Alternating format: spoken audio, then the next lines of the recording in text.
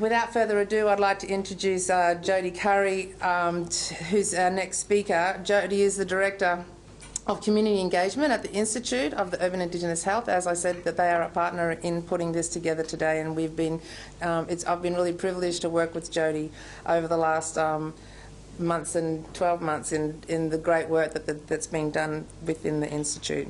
Jodi has extensive experience in health and social services. She is a member of the Birthing in Our Community Steering Committee, which you'll be hearing more about today, and is the chair of the Indigenous Subcommittee of the Queensland Maternal Perinatal Quality Council.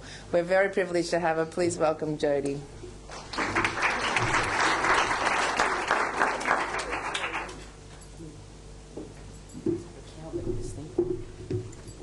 Good morning. I would also like to acknowledge the traditional owners on the country that we meet, and I'd like to acknowledge and thank Aunty Valda for her beautiful welcome to, or acknowledgement of country.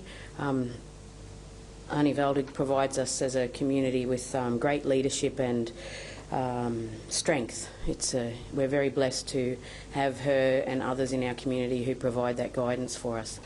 I would like to also acknowledge each and every one of you and your old people and your country, from where that you have come and where you were born and where you grew up and your families. When in these events, I always think about, is preaching to the like-minded or converted, but it is that thing about something special has brought us to this point. I would like to acknowledge the Minister Lawrence Springborg, for his commitment to the issues facing Aboriginal and Torres Strait Islander women and their families and communities in relation to birthing. I never know what I'm ever going to say. I don't have notes or anything, so it's always a bit scary for me. I was thinking this morning it's about setting the scene for what that it is today. There's two really key things for me. One is I was privileged to be brought up, live with my nan as a kid, and my nan was a full-blood Scot. She came over here as a little kid, and she told me, and it's funny, how the things come to you. She told me when I was a little kid, you're an Aborigine, Jodi, because you were born here. She said, and it's that thing for her, I think, of her loss of moving from her country to here. But she said, you're an Aborigine, Jodi, because you were born here. She said, and when you go to Scotland, when you go and step foot on your country, you will, on the land, she didn't say country, when you go step foot in Scotland as a land, you will know that you are Scottish as well. So it's about where you were born and where that you come from, the significance of that. And for me, I'm a traditional owner from southeast Queensland. I'm actually south of the Brisbane River. My country goes from the Logan to Tweed River out to McPherson Ranges. I have traditional connections across southeast Queensland. For all of us, the things about, Aunty Valda spoke about the apology and then the reconciliation process we're going through, and all of these processes that we're going through around actually, and the next thing is this recognition in the Constitution and other things. For me, it's really about what is a tangible outcome for you as individuals, for the clients that you work with, for the families that go home with new babies, or for the families that perhaps lose their baby or lose the mother within that. What's a tangible outcome of what it is that we need to do? The acknowledgement that, and I think for all Australians, and of course there's always the others, for all Australians, the apology, the reconciliation things, all these things, are leading to a point where that this is Aboriginal land. These Aboriginal people are important, and Aboriginal culture is an important place, has an important place in our community and society. I guess a hope for me in being involved in things around perinatal care and antenatal care and birthing is that all kids, all Australian children, have an understanding of sense of place where that they were born, as the land owns who we are as Australians. It's not whether or not that your nan's a full-blood Scot, or whether or not that you came last week, or it's the thing that the land is Australia, and we are all a part of that. And as we progress as a nation, we will actually have that understanding of connection to place.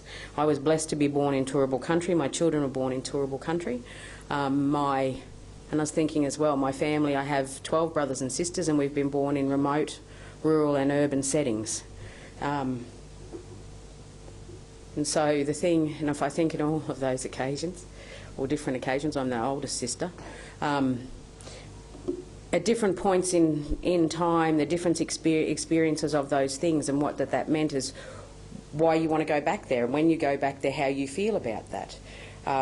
So within the summit and within what it is that we're trying to do, I really think it's how we can influence community as a whole, and Aboriginal and Torres Strait Islander women and historical, whether that's traditional owners or historical people or non-Indigenous people, that it's a sacred thing that happens in a birthing situation. We have to also work with the, what are they, paediatrician types and obstetricians, and I say that with all due respect, you know, thank you. And, you know, and I also would like to acknowledge we're doing stuff in South East Queensland. John O'Donnell, as the CEO of the Mater Hospital, you know, has been an absolute inspiration to meet of somebody who, and I've never been a health practitioner, but I work with health practitioner people, and you know, so you're all, you know what I mean. Sometimes it's a bit different or something, and I'd say that with all due respect, I really do.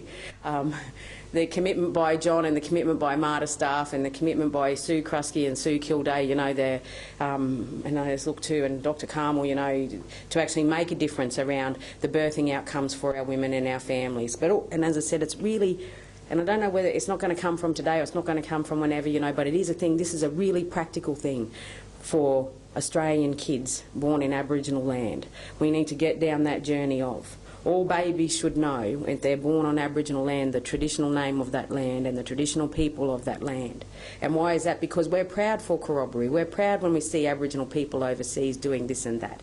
And that's not just as Aboriginal Torres Strait Islander people, that's as Australians, you know, and it's how we celebrate that and treasure that. So have I talked long enough now, do you think? Again, I acknowledge each and every one of you and the work that you do. It's a tricky place and space, and we're very lucky in Queensland again to have the commitment from the Newman government and particularly Minister Springborg in actually bringing this together for us. Again, you know, it's a really practical way. So I hope you enjoy the day, and thank you for listening to me, and thank you. Yeah.